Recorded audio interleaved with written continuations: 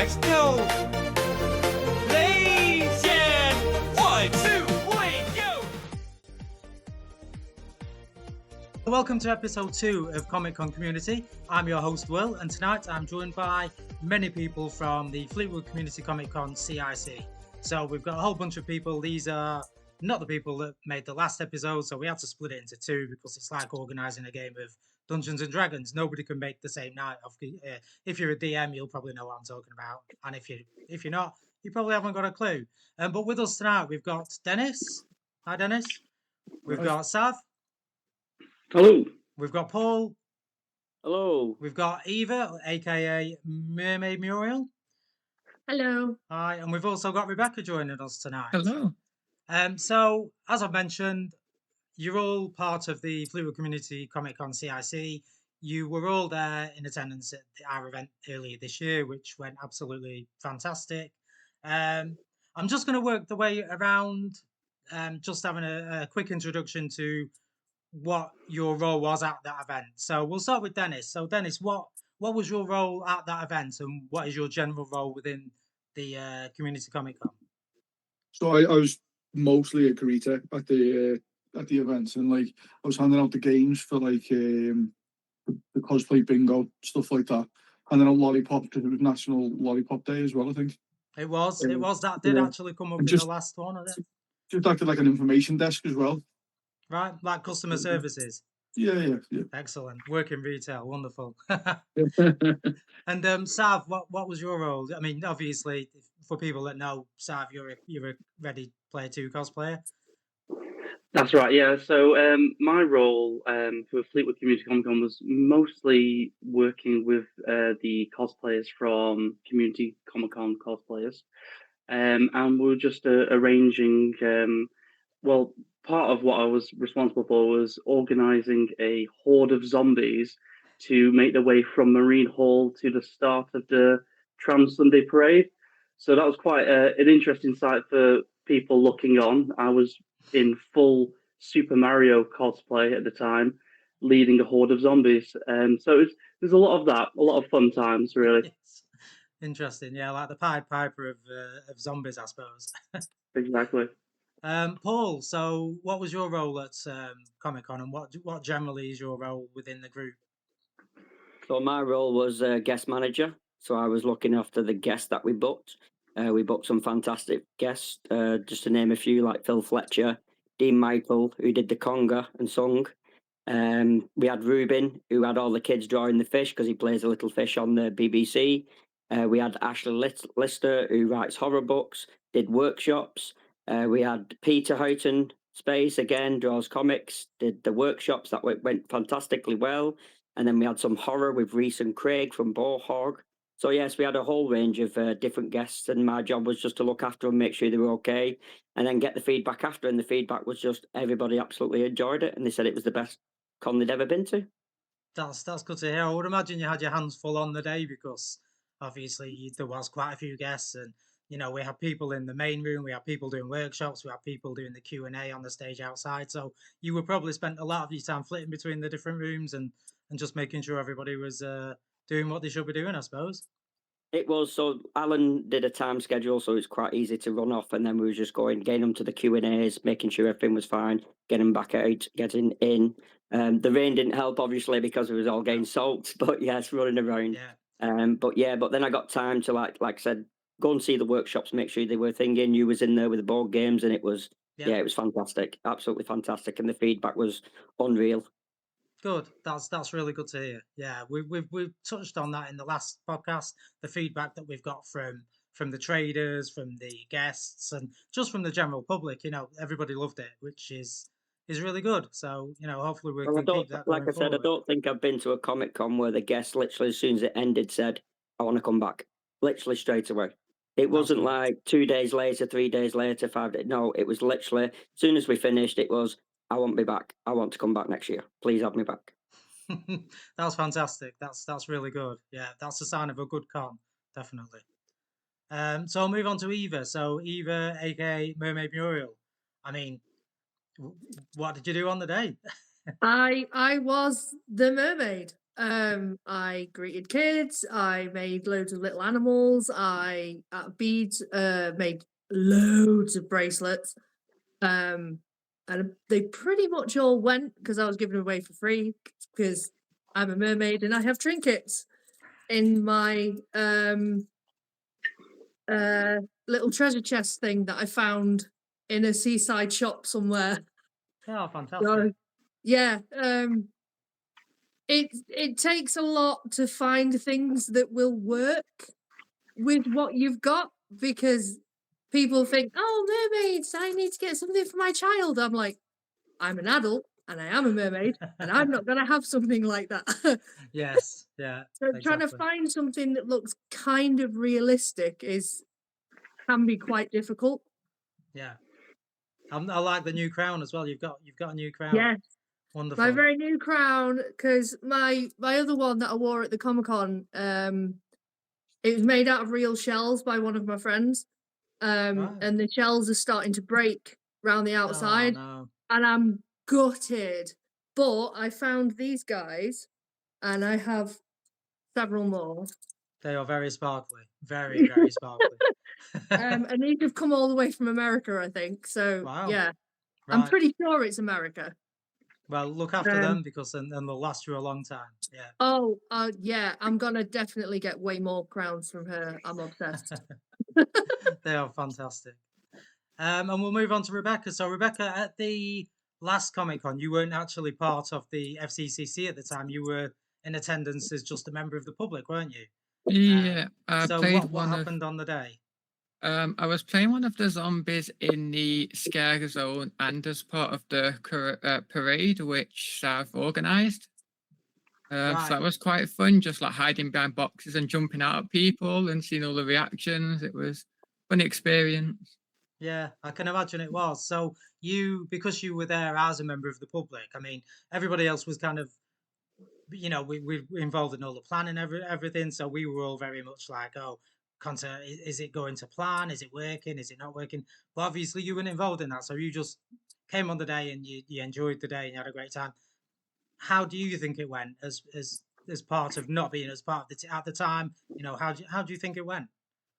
Yeah, overall, it definitely went better than he expected it would. Like the fact of it being free sort of concerned me that the quality maybe wouldn't be as good as say like a paid one.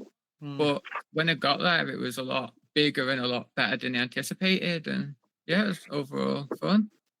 That's good. That's good to hear. I mean, we've had great feedback off everybody. It's always good to hear a bit more. So thanks for that. Right. So has anybody got anything they want to talk about on the day? How things went, or anything they want to raise, or should I just jump straight into the questions? I think we all enjoyed it. I think that's the consensus, isn't it? Everyone seems to have a really good time.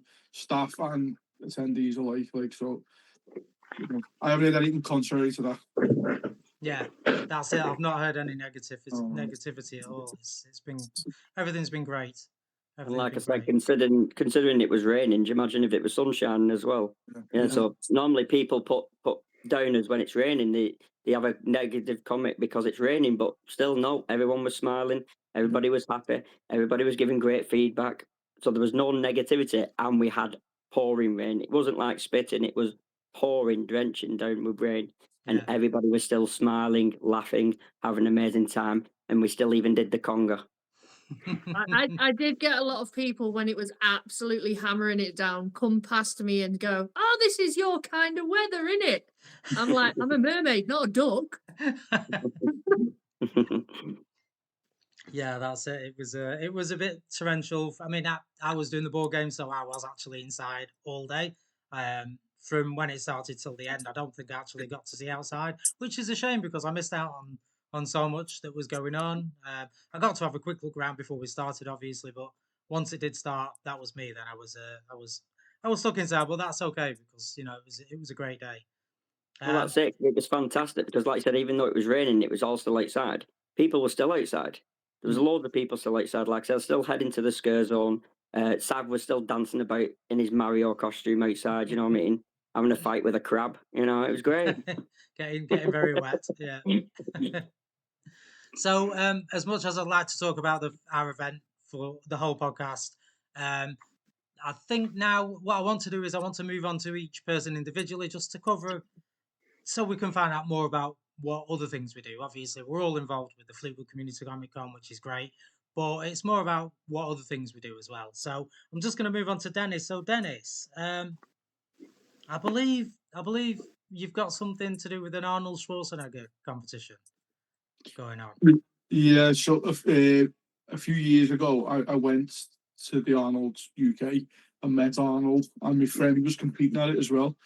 And I was made up for it, but I was little bit jealous. And in March this year coming, I'm actually competing at it now as well. So Right. yeah, I hope I meet Arnold again, obviously. Let's hope so. Yeah. Yeah, but yeah, it's so I've been British amateur British weight powerlifting champion 3 times, I think, and this is I didn't compete for a few years. Took a few years off, and I've qualified to be British to compete at the British again, and that's at the Arnold. So it's quite exciting, and it'll be nice to become British champion at the Arnold's. So that's the hope. That would be an achievement. That really would. Yeah, So where does that take place? in Birmingham in the NEC. Oh yes. Right. At the end of March. Yeah, I'm looking forward to it. Yeah, definitely. Yeah. You'll have to share a photo of us with us of you I will. with I will. Arnie, and I'll. In me leopard print singlet. Oh yes, definitely. Yeah. Look Yeah, forward The to old that. days with the dumbbells, yes. I'm quite confident I'm going to win as well, to be honest with you. So That's uh, good.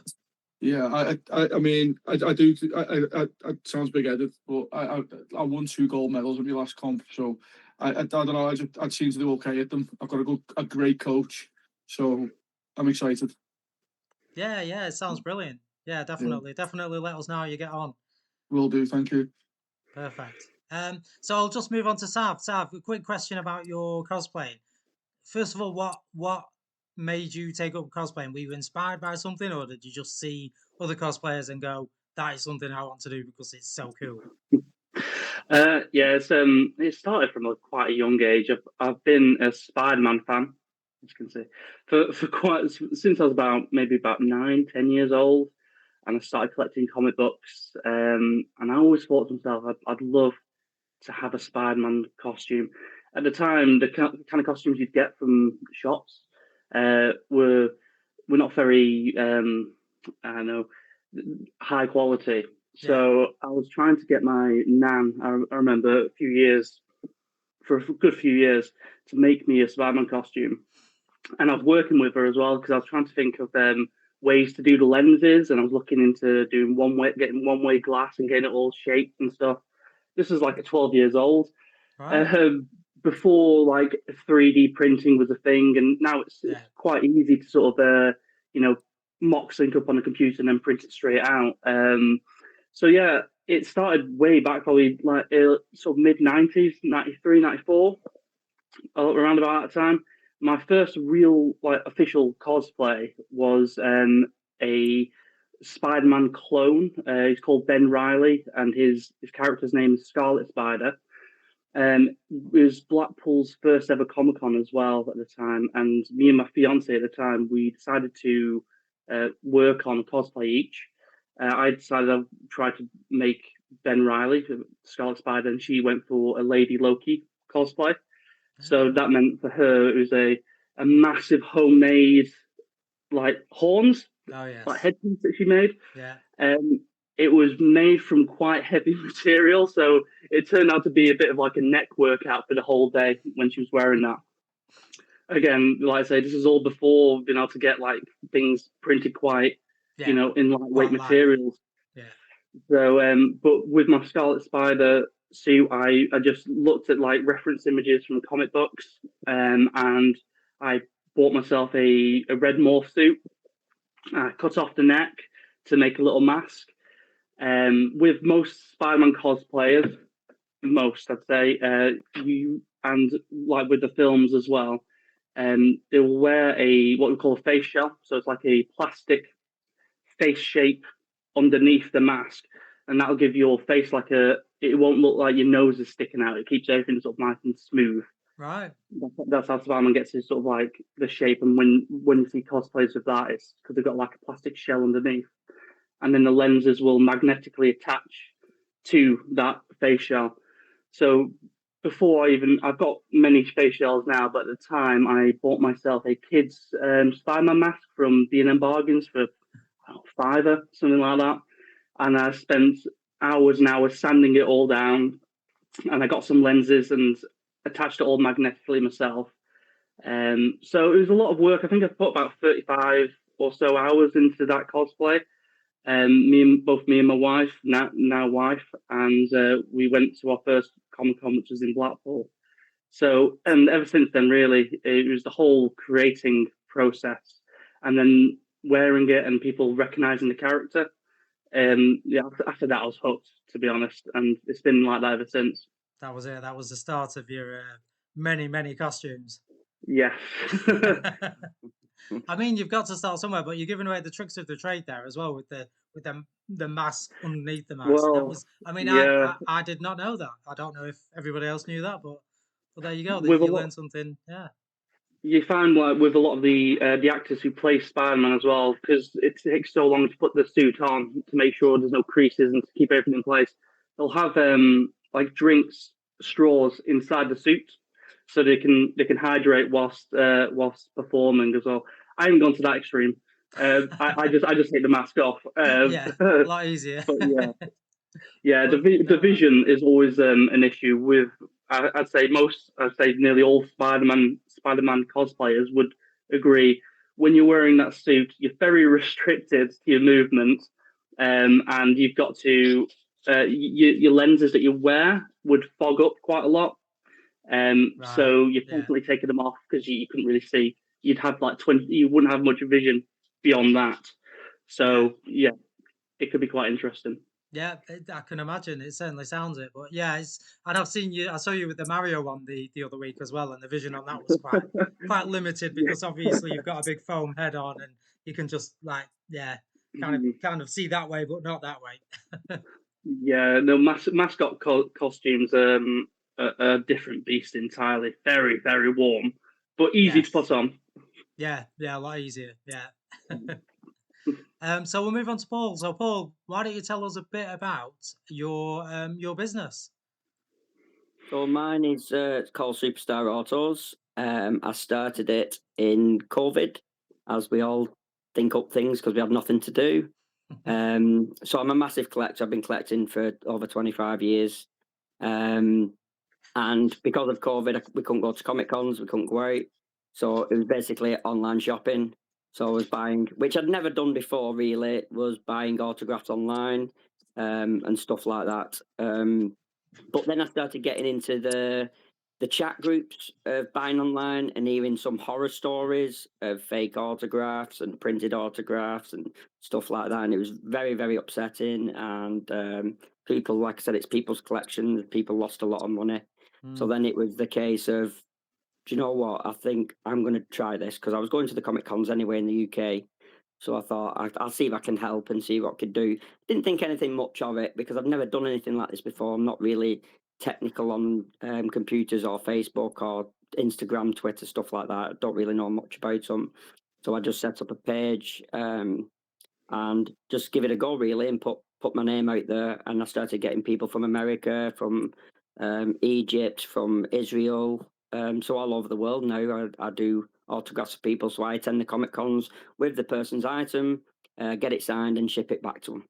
Wow, Basically. that's But yeah, it was more about, like I fantastic. said, it was more about, like I said, it's about that trust, and I believe I'm a trustworthy guy. So it was like seeing if these people could trust me, and they do. Mm. They send me all sorts of items, so it's amazing.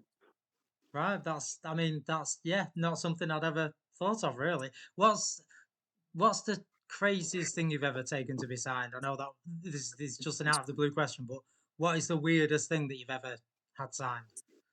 A chainsaw, A, a chainsaw, right? but actually not the saw, so the box. So when a customer contacted me and said I want to send a chainsaw, I was like, I don't think I'm going to get that in the convention, mate. Yeah, no. But so I was like, what are you going to do? And he's like, obviously I'll take the blade off it, but it was still the box.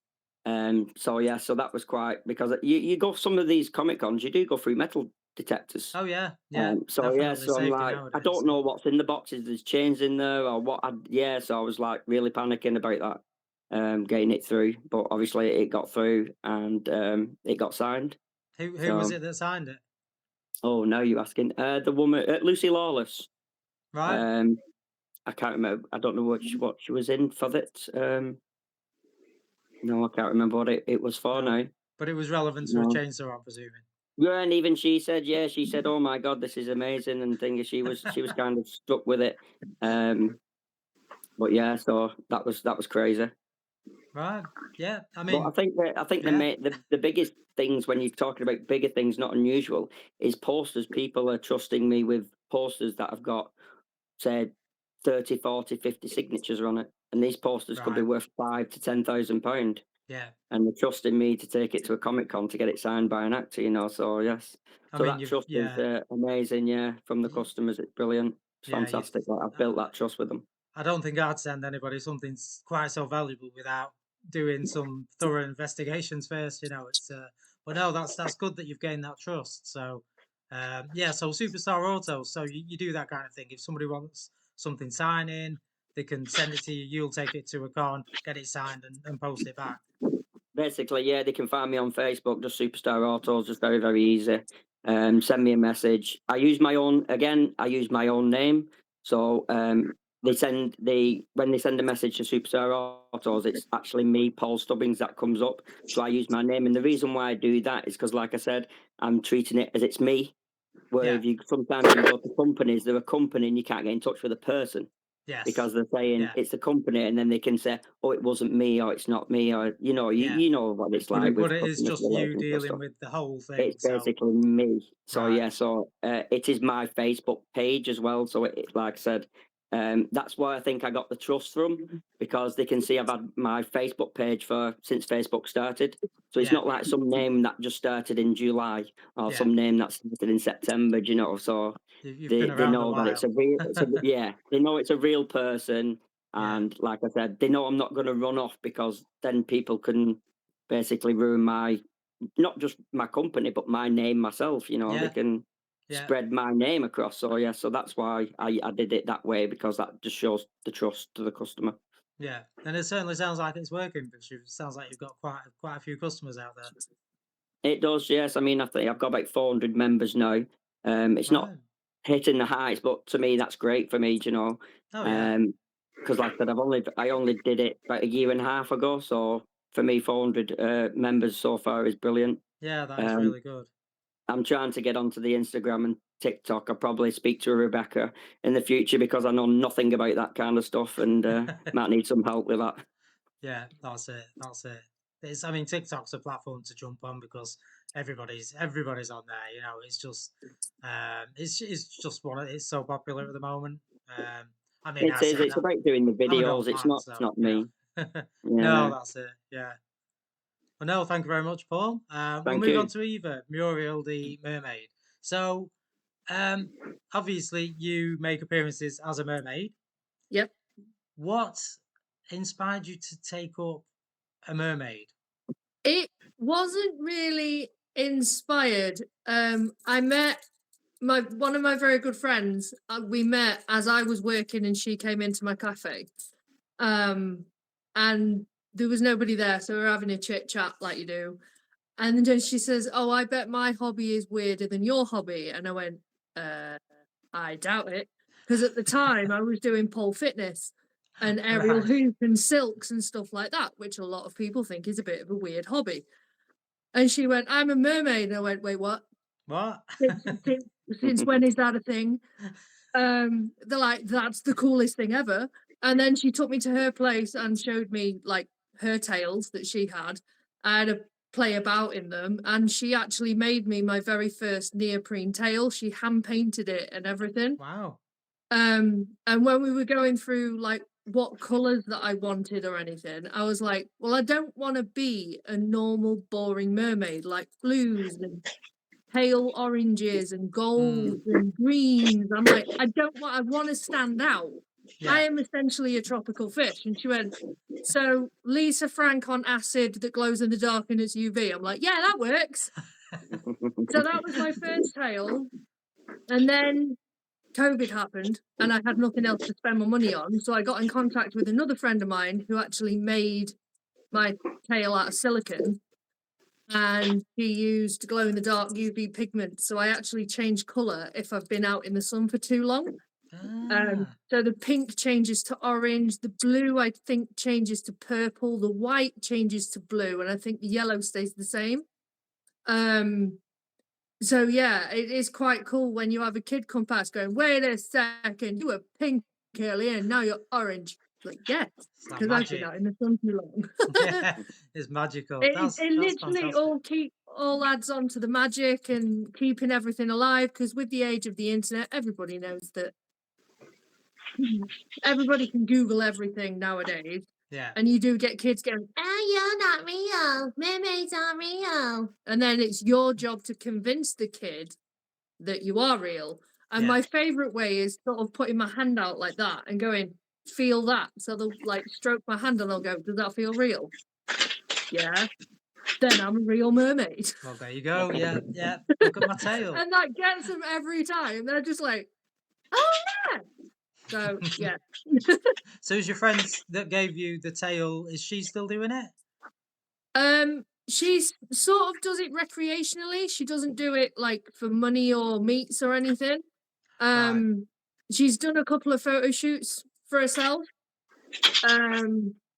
Oh, speaking of which, we've just found some USB lights that we can use that can attach to like a phone battery thing. You know, a phone Oh, charger. a power bank. Yeah, yeah.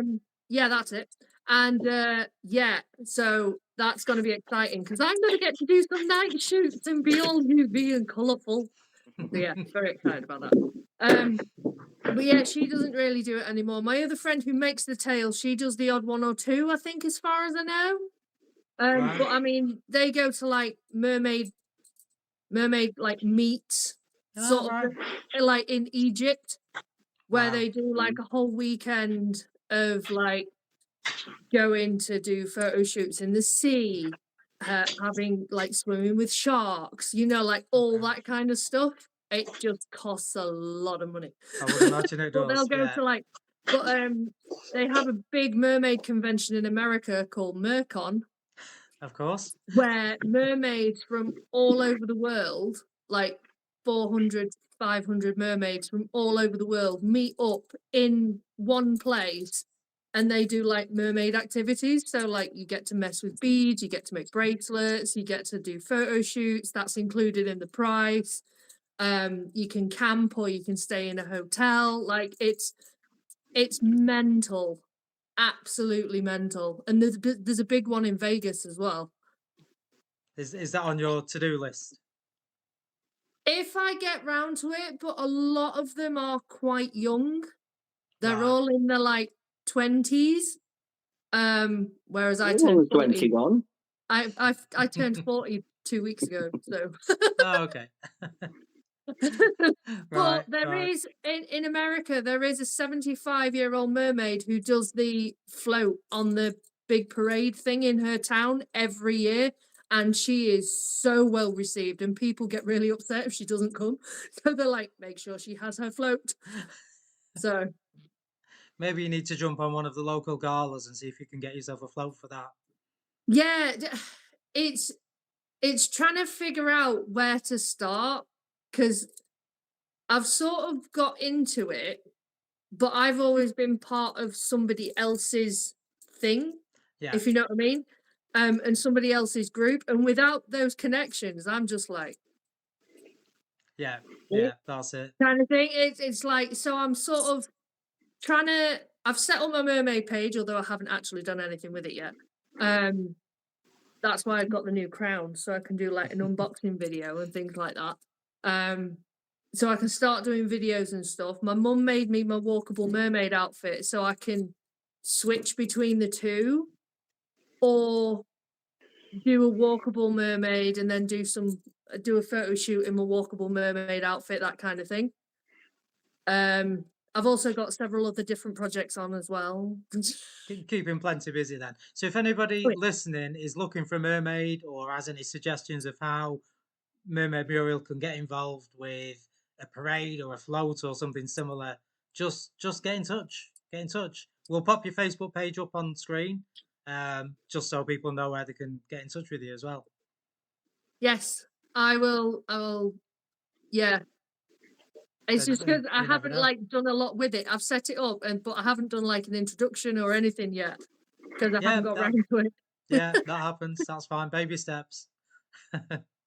And we'll move on to Rebecca. So, Rebecca, you joined the team just after the Comic Con, and you're at the moment. What's your role? I mean, your main role at the moment is managing the Discord server, isn't it? So, do you want to tell us a bit about that? Yeah, so created a Discord server. Like you said, not long after, I was really interested in the event, and I was like, I really want to just help, like you as a Comic Con grow, because I really liked the idea of it being free, and it was really well put on. So I've created that. I plan on hosting like events and stuff in that. At the moment, we are doing a £10 gift card giveaway. All you have to do to enter is literally just join a Discord. I do also plan on hosting a D&D campaign in there. I've just at the moment in the process of making that campaign, but then once it is made, we'll make an announcement about that, which you'll see on our other socials as well. Excellent. So, you're looking for new players then? Are you looking for players who've got experience in D&D, or are you looking for completely new players, or are Just you not anyone bothered? who's interested. Right. So, if anybody watching is interested in joining, I presume this is going to be an online campaign. Yeah. Yeah. So if anybody who's watching or listening fancies joining in an online campaign of D&D, jump on our Discord server, which if you go to our Facebook page, which is Comic Con Community, there'll be a link on there for our Discord server, which is actually the Community Comic Con Discord server. Jump on there and you'll be in with a chance of winning the £10, and you can also care about joining the D&D campaign. Great for somebody who's not played, especially with Stranger Things at the moment. I get this at my board gaming club with Stranger Things just being hot at the moment. We get so many people asking if there's any space on the D&D tables, but the problem with most D&D tables is it's a fixed campaign, so you've got like 5 or 6 set players, so it's not something that you can just like, oh, I'll just spin up a new table and we can open it up to. So it's not often you get new tables coming along. So definitely, if you are interested in giving it a go, jump on the Discord server, drop a message over to Rebecca, and we can see about getting you in the campaign. And hopefully we'll be able to get you some players for that. That would be fantastic. So this is a question to everybody. Just a general question, so anybody feel free to answer.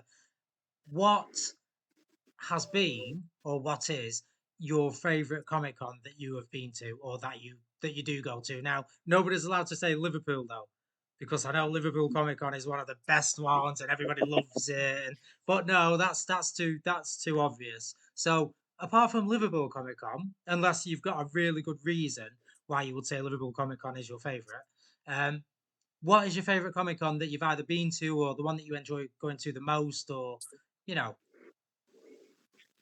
Mine's For the Love of Horror. right? Is that the I've been Manchester every one? year.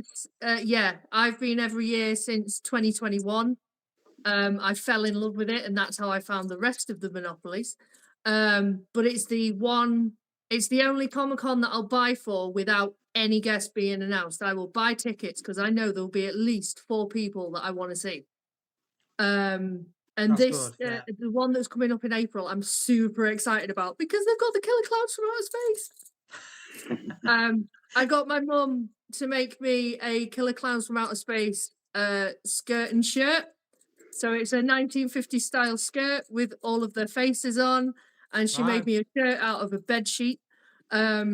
And yeah, I do my hair in like massive pigtails with like red bits coming out. My makeup is absolutely insane, and she made me a handbag to go with it as well. So I cannot wait to meet them. I'm so excited. And when's that? Is that coming up in the next few That's months? April the 18th and 19th. 18th and 19th of April, right? Well, if you are there, keep an eye out for Mermaid I'm also Muriel, who won't excited be to dressed as a see- mermaid. Yeah, no, I won't be dressed as a mermaid. I'm not into. I'll be going as in my Killer Clown's outfit, so I'll have like proper like crazy makeup and everything else. Because Right. I don't just have one thing. I've also got Megan as well as people from Greece. So like, yeah, I've got like quite a lot of outfits. That does sound like a good con, though. Yeah, Because I can move in those, whereas in a mermaid I can't really go very far. you're a bit So restricted. Yeah. yeah, Anybody else got a favourite con? So my favourite is probably Wales. Right. And that's just because of the venue. The venue is fantastic, and it's easy to move around. It's massive, and they do get great guests. Like you said, speaking of Liverpool, it's 3 buildings. So for a consigner like me, it's crazy because I'm running from building to building to building to building to building to Certainly getting building. your steps in. And you're just doing this. Yes, you're just doing this constantly every frigging hour. So yes. So Wales, it's massive. It's huge. It's all in one. It's great setup. So yes, that's my favourite. But my favourite of all time has been Star Wars Celebrations in London, just because it's Star Wars. Because it's I'm a Star Wars. massive No, Star no Wars. other reason. Yeah. It doesn't really matter. Yeah, That's all you need. yeah. If it's Star Wars, I'm there. So yes. So yeah, it was just amazing because, like I said, they had the TIE fighters, they had everything, even just the props, the cosplayers. Yeah, so everything. Even though you appreciate the cosplayers at every convention, but just because I'm a massive Star Wars fan, that it was just everybody. Because like I said, sometimes you misplace a Jedi or somebody, because you've seen just a Jedi, but some of these cosplayers they're amazing because of, like Savile said, about the detail that they go into. Yeah. It's not just a £10 off Asda and stuff, or Morrison's, or other retailers are available. But they spend a lot of money. I did it once about maybe 8 years ago, and I got the red hood. And I said to my wife, if we're doing it, I have to do it properly. And it cost me like £400. The proper mask that Sav was going on, it cost me £400, and it's a lot of money to go into it. So the details. So I think it's a big shout out to them. And like I said, you've got to appreciate it. So next time you go to a Comic Con, just appreciate the cosplayers, because like I said, just look at the finer details that they're spending the time, to making them. Like I said with Eva, she's making her own outfits and stuff. It's not easy. It's not just, like I said, just putting on a suit and walking around. These guys put a lot of effort into it. Yeah, they do. Yeah, I definitely appreciate that. Yeah. Anybody else got a favourite con? So when you said before about For Love of Horror, I think that's a boss one as well. But I think my favourite one I've ever been to was I went to Fan Expo in Toronto, and Wow, right. it just like, I know it sounds like a flex, like I went abroad to go to one. I don't mean it like that. I don't honestly, but I went when Daredevil season 2, I think, had just come out, because like do a highlight, like the highlight was supposed to be like everyone from Daredevil was there. Is that when they had Vincent and everybody? Yeah. No, Vincent didn't go. It was Charlie Cox, Elton Henson, and John Bernthal was going to go, and I was like, I'm a massive Punisher fan, so couldn't wait. And he cancelled the week before. I was I've met him since. He's a nice guy, but Fan Expo was massive. Like, and you're saying you like Star Wars for the last half of the last day. Mark Hamill was there. Yeah, and it was mad. Like the whole con was so relaxed. Like the way the queues worked and the way the whole vibe of the con was very relaxed. Except when Mark Hamill turned up, it was just it turned into like rush hour, kind of thing. It was like it was mad. It was good. It was good. Still good. It was, like I said, it was the best ran con I've ever been to. The guests were fantastic. The prices were great. There wasn't many traders though. Like I don't know if that's a thing that we do more in the UK, but there wasn't, like, the way like Alan and Hannah's stall, for example, and stuff like all those type of traders. There didn't seem to be anything like that there at all, from what I remember anyway. And if there was, it wasn't as much. It wasn't a bigger thing over there. But it was still a great con, and like, because I've been to it, I get advertised it now every month. I get an email about it, I'm just like, I'm not going back. I'm not going all the way there again. But, As much as I'd like but to. yeah, and I did. I'd love to go again. I would, but it was expensive, obviously, you know. And Yeah. but yeah, it was fantastic to do. And for the love of horror is great. It's always a great con, and it's weird because you expect it to be like, you know, it's horror. You think it's going to be like grim, but it kind of thing. But it's not. It's dead family. It's family friendly. It's great. Really, really good. I think the Because I full love, think I it's think the full love of cons are always great. Like I used to love wrestling back in the day, but I don't really go. I don't really watch it anymore. But I've been to a few of the full love of wrestling, and it's always ran great. The guests are always very polite and very nice to meet. Always very humble and stuff. And for love of sci-fi, great. I think if it's your fandom, like if they did the full love of Star Wars, like they got Star Wars Yeah, yeah. Celebration, that kind of thing, I think, you know, you're gonna enjoy it. You're gonna have a good time. And it's the only con in the UK that sells out instantly. The Love of Horror. It literally sells out within a couple of hours. Sells out. To be honest, Literally I wouldn't couple of know because hours. I always go as a trader. You know, I was always going with Skippy from the sword stall. So I was just always in, and I was always made up to be going. I mean, one year they had Corey Taylor on it. I'm a big Slipknot fan, so we got into. I got tickets for the concert beforehand, which was massive to me. It was the night before the con, I thought was great, and then you could go and meet him at the con itself. It was ran really well. And did you get to meet him? Yeah, a few times, yeah. Fantastic. Yeah. I did as well, and he is honestly, I don't know what I was expecting because I'm not into Slipknot. My stepson is, so I was like, he really likes this guy. I'll get him as a gift, you know, that kind of thing. I'd found out what his favorite album was and all of that, and I says, "Oh, can you please sign this for my stepson?" He's like, "Oh my god, yeah, of course I can." I was like, okay. You're not You know, screaming. when, What's like, going on? I mean, well, you hear him doing the whole thing, Yeah. and then like singing songs like that, and then you're like, you meet him in real life, and he's like the most chill dude ever. And he gave everybody hugs. He was giving everyone high fives. He was like putting his finger up in the pictures with everyone. Like he was having a whale of a time. I really, really hope he does come back. Do you know, speaking of for love of horror, real quick, kind of funny story to tell you that quick. Do you remember Monopoly used to do them wallets that had like your photo in? Yeah. Well, I was on one of the covers for that because when I went down trail, it was just a great picture. Like my beard was groomed and all that, you know. Only thing, and it looked like a decent picture. It was put on the cover, and the next year, this guy was staring at me for ages, and I thought, that guy's staring at me like, and he looked aggressive, and I thought I'm gonna have to go over and just like disarm him, like quite nice, you know. I'm going to have to check now if I've got one of these folders with you on Well, it. I guarantee you will. And I walked over, then polite, like, "You all right, mate?" Like that's all I said, and he just went, "Yeah, sorry if I was staring a bit hard there, mate." He just went, "But I just wanted to know, is that you?" Show me. Oh yeah, yeah. And he went, That's "Can I get crazy. your autograph?" He wanted I got a photo with him and everything. Oh, Did he think you were somebody, or did he just have a? Did he No, just have he knew it was Danny in the pit, Danny Stale in the picture, but he was just playing around.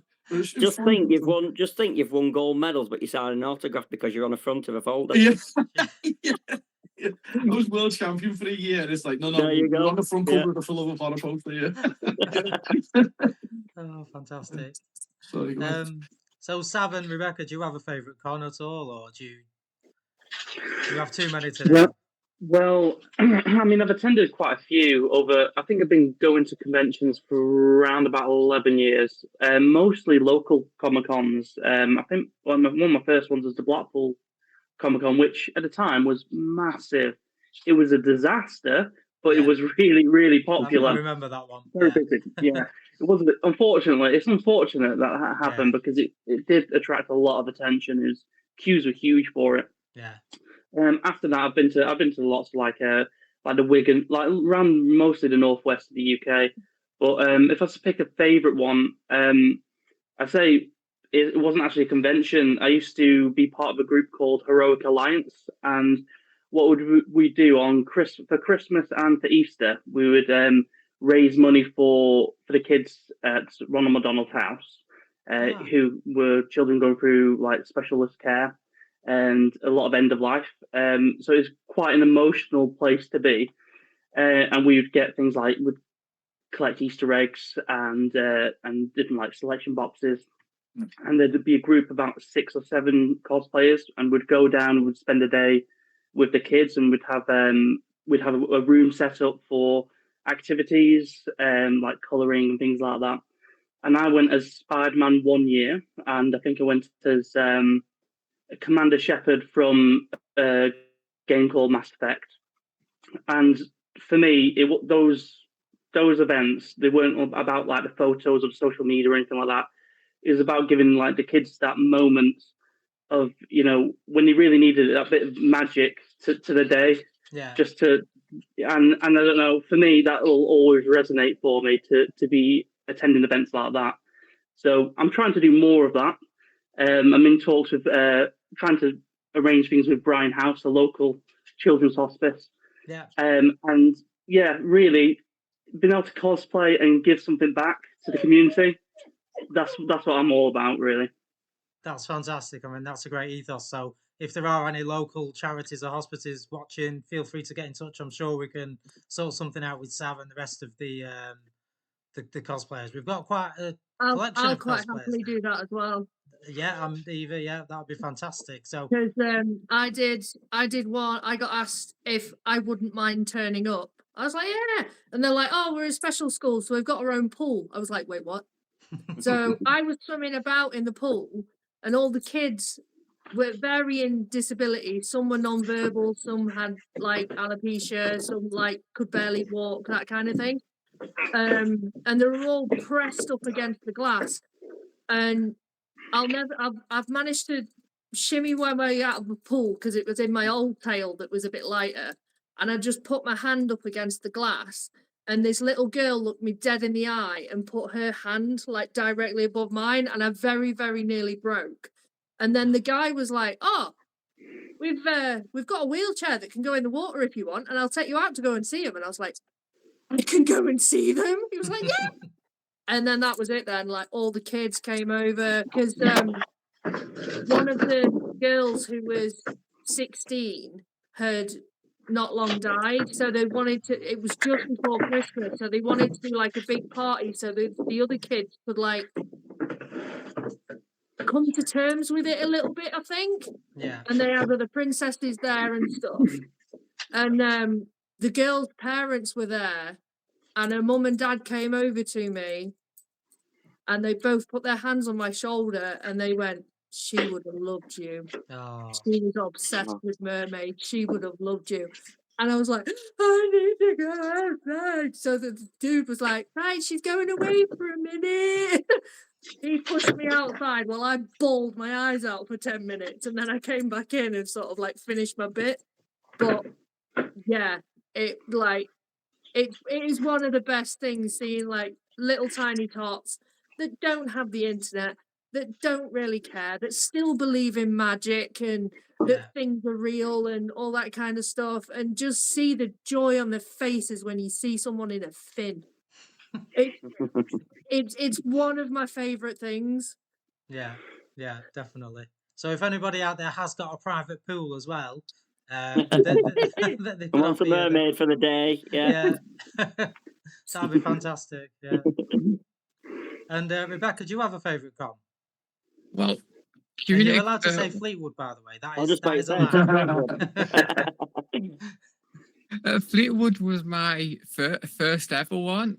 With my old job, I was in social media and marketing and managing and stuff for esports. So before this year, when I got my new job, I was at my PC for like 12, 14 hours a day. So I never really had time to go outside and explore like the different comms. It was just watch like videos about them online and stuff. Mm.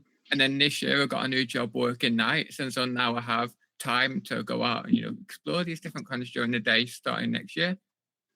Well, what a way to start Fleetwood, eh? What Yeah. a way. I mean, it was one of the best cons, so of course It was. You can't go wrong with that one. Set the bar high Fantastic. straight away. That's He did. Yeah. That's it. No, yeah. You'll struggle Everybody's to beat below that. him now. That's it. It's gone. Yeah. The only thing that can beat that is maybe Liverpool, but that's a squeeze.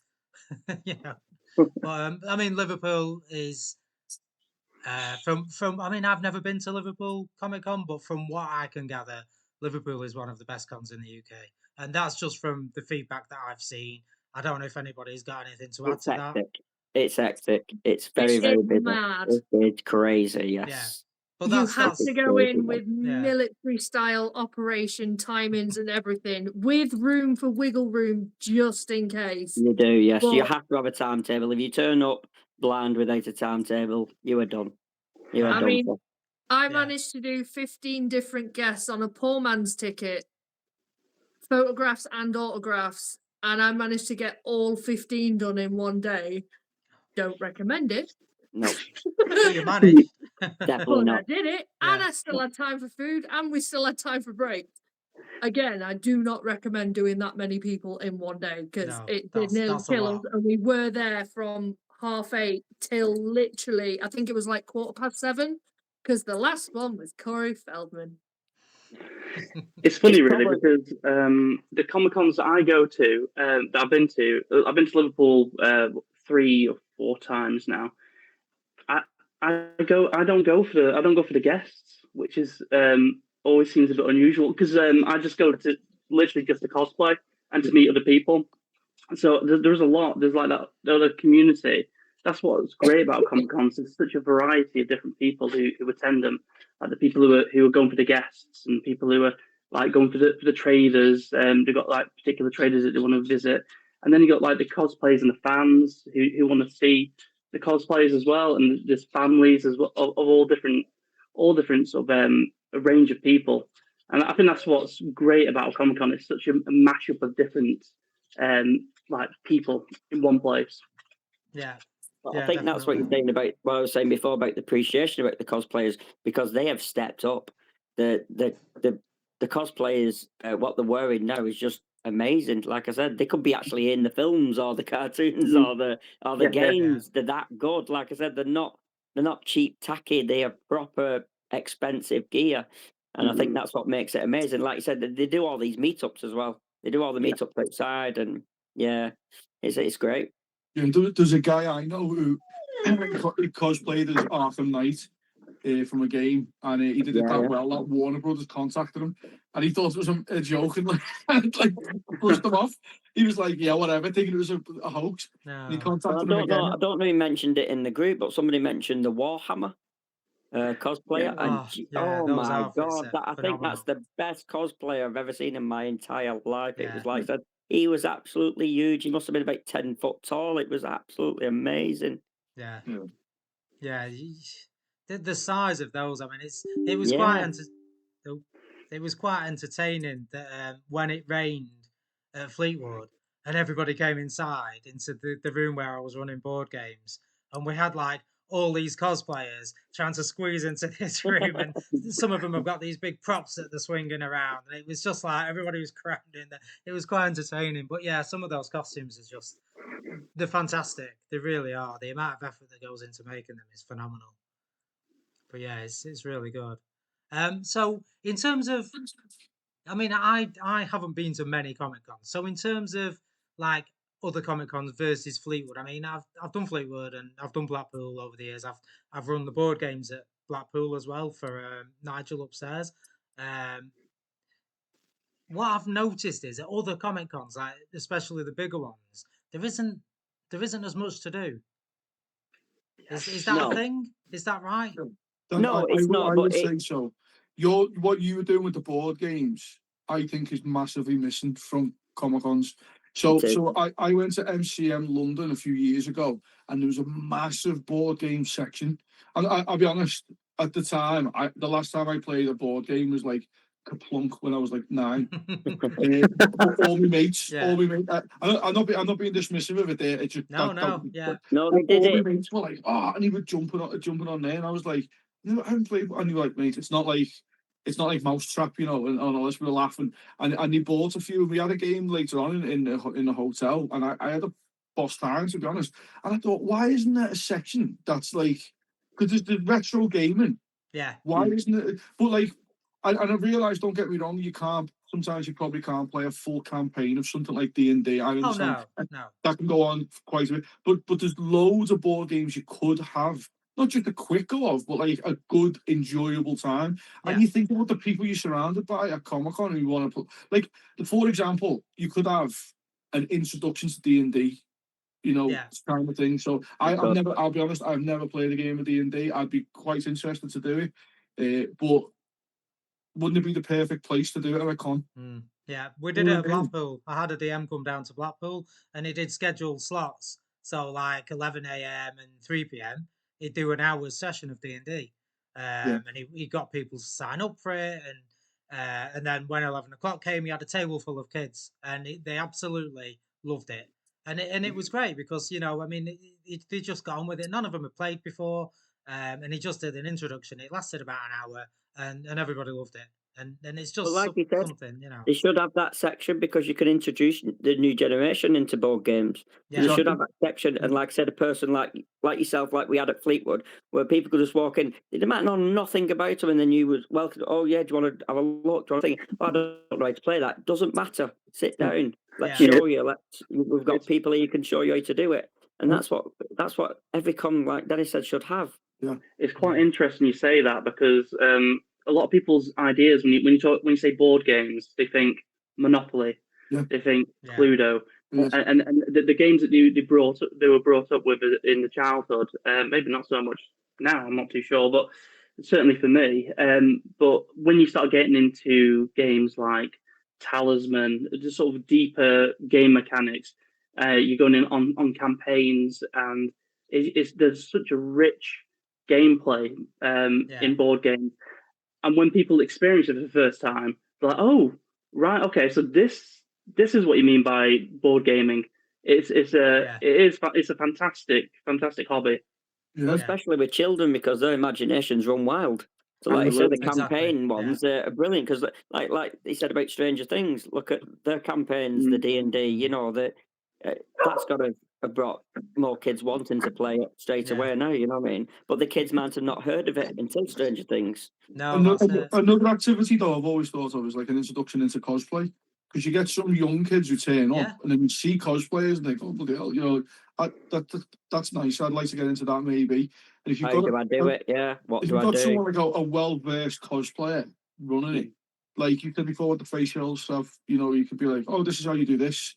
And you know, it breaks up the shape of your face, stuff like that. Then it's like someone else like, well, actually, I want to be like a space marine. You can be like, okay, well, technically, if you want to do it properly, you'd actually need stilts. This is how you build the armor. This is like lighting effects and stuff like that. You know, there's loads of different things. Or like, this is how you make a mermaid's tail. Things like, literally, if you had like 2 or 3 cosplayers who are well rounded, you'd be able to run something like that. Do you know what I mean? So, you know, and that's something that I've never seen. I've never seen at a con ever. No. The closest thing I've seen is a cosplay prop repair station, which is good to have, obviously. But like I said, if you've got a little kid who has no idea how to get into that, and you just think, I'll just buy a morph suit, or nothing against morph suits, but I'm just saying, like, I was just like, you know, but like, it's like a morph suit, but plus that face shell could make all the difference. Absolutely. Or, you know, that kind of thing. I think it'd be nice to have at a con, and I've never seen it. Just things like that.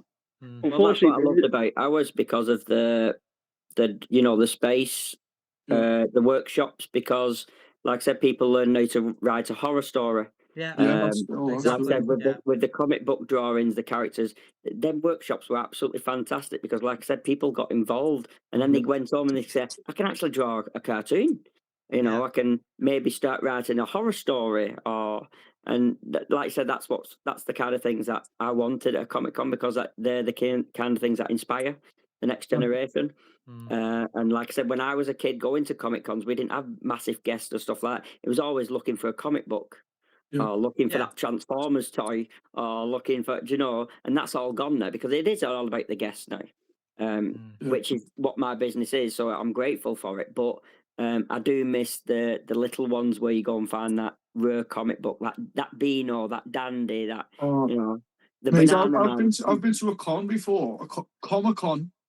I've been to a Comic Con where they don't sell comics. You know what I mean? I look around and be like, what's going on?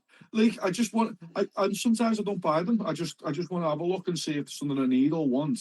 And I've been, like, there's not a single comic book seller that's traded here. It makes no sense.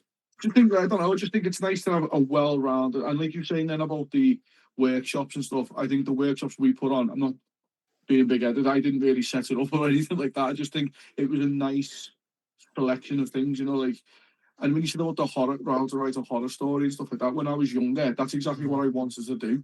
Yeah. My mum ended up going to this like this meet and greet with this horror writer and asked them how, you know, what advice would you give to a young person wanting to do it for my benefit? Where if I could have gone to a con myself or something, I could have had first-hand experience, you know.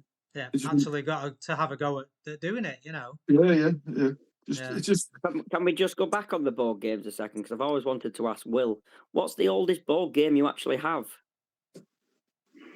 Oddly enough, it was one that was given to me, and it's called Cul-de-sac, and it's actually the newer version is called Corridor, but it's basically it's called Cul-de-sac, and you've got a little board, and the aim of the game is on your turn you will move you will put a wall up, and then you'll move your piece, and you're trying to get your piece to the other end, and the other person's trying to get their piece to your end, and you have to kind of build a wall to block each other. So that's probably the Okay. oldest one, but I think that was from the 70s, but somebody donated it. But Wow. that is literally a one-off. All the others are 2000 plus, I'd say. So there's no older ones here, unfortunately. no So, kaplunk, no. no Kaplunk. Kaplunk, no. No, what was They're all the new, Buckaroo? you know. No Buckaroo. We've not got No. Buckaroo. No. Oh. I've got favourite- You call yourself a board game fan? we've got you've not frustration down Buckaroo. there, but that's not mine. It's the kids. My favourite board game is called The Game of Life. Oh, Oh, yes. yeah. That's, Yeah. And I always end up with like 16 kids in a massive car and like all these kid tokens everywhere and like 4 houses. I'm like, how the hell have I managed that? So, See, it's yeah. funny because when people go on about Monopoly and the Game of Life and games like that, and then they look at these games and go, they're completely different. Well, they're not, because, you know, a lot of the mechanics that you'll find in Monopoly or the Game of Life, there's similar mechanics in these games. It's just that the theme is usually completely different. And obviously the mechanics, although similar, they're not the same. So when people look at this and go, oh no, I'd never be able to play that. But you can play Monopoly and they're not that dissimilar. I'd just say these are better, you know. It's but just the that's- story, isn't it? Monopoly, The story. Monopoly, as popular it isn't a great game. You know, if you look at the actual strategy behind it, it's not a great game. And I'm not just saying that because I'm a board game snob. But if you speak to anybody who knows like a lot about board games, Monopoly isn't great. Just because of the mechanics behind the game and the way it flows. You know, it's just one of And those. the But you arguments could it probably causes. sit down and enjoy these as much as you would Monopoly or the Game of Life. You know. Which is Not that I'm popular. trying to sell board games to you, but you know. yeah. So Yeah, where yeah. can they go and play these board games, Will? Well, oddly enough, every Thursday night in Thornton, we run a board gaming club. However, breaking news: if you are going to Horrorwood, which is the Distant Screams event in February, I will also be there running board games. So if you are going to Horrorwood in Haywood, the end of February, which is Kim's event. If you watched episode 1, that's Kim's event. Breaking news today, I'll be there running some board games. They will all be horror board games. So things like Last Friday and Subterra and Horrified and things like that. Come along and play some board games, some horror board games. But yes. I would, but I'm also the guest manager there, so I'll be So busy you'll be there myself. anyway, yeah. I'll say be hi there. as you pass You it. will, but I'll try and pop in and see what the board games are like. Yeah, fantastic. I'm sure they'll be as successful like Fleetwood was. I'm sure it will. I'm sure it will, yeah. The whole event just sounds like it's going to be really good, so I'm looking forward to that one. And this is unofficial, but I was trying to get in touch with Creed, who are running Blackpool Comic Con. I don't know if anybody's seen that, but there is actually an event in Blackpool coming up, which is their first one at the end of April. So normally in Blackpool we have Comic Con World, which is run by Nigel. He usually does an event. He actually did a few horror ones as well. So he flipped between doing a normal one and a horror one in October. But for the first time next year, we've got Creed coming at the end of April. They've just announced Craig Charles is coming along as well. So it'll be the thing with Comic Con World is they never really had many guests come along. So it'll be They don't have to interesting. knock on his door. Well, that's true. Let's hope not.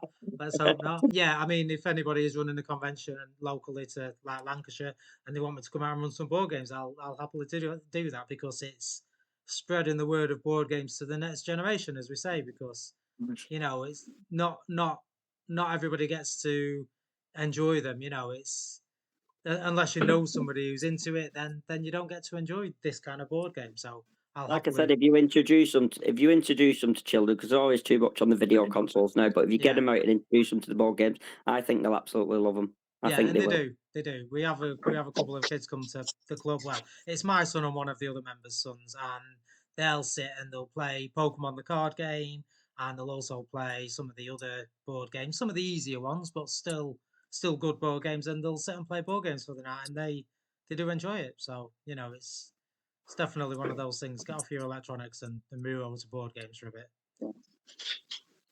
So I think we've spoken enough for the night. We've overrun ever so slightly. I'd like to thank you all for taking the time out of your busy schedules, obviously, to come on this podcast. You're all welcome back at any time because you're all part of the Comic Con community. So if anybody wants to host one, if anybody wants to jump on any of the future podcasts, you're more than welcome to, even if you're just sitting and watching. It's absolutely fine. Yeah, and thanks for coming. Has anybody got anything they want to add at the end before we? One quick thing, if that's all right. Yeah, Just sure. want to plug Comic Book Frames UK. Just Yes. when you said before about me and Arnold, and if you see just above my head there's one of the Comic Book Frames frame. Yeah. Got a picture of me and Arnold in it. Oh, that's fantastic. Yeah. That whole shelf is all obviously comic book frames and stuff. I think the boss. So that's how obviously I met everyone and stuff, and how I got involved. But it's not showing it off. It's just I don't know if you can see it. I just think No, definitely. Yeah. that's pride of place on me mantle, kind of thing. So Yeah. Send us a photograph of that and I'll put it on the podcast so everybody can see it. And if you're listening on Spotify, I do apologise. You'll have to jump onto YouTube and watch it instead if you want to see Mermaid Muriel's crown, and if you want to see the photographs that we're showing and my selection of board games and everybody's Christmas jumpers. I have got a Christmas t-shirt on, by the way, just to show I did get in the festive spirit. You just can't see it. Yeah, everybody's got the Christmas gear on, so fantastic. But yeah, thank you all for joining us.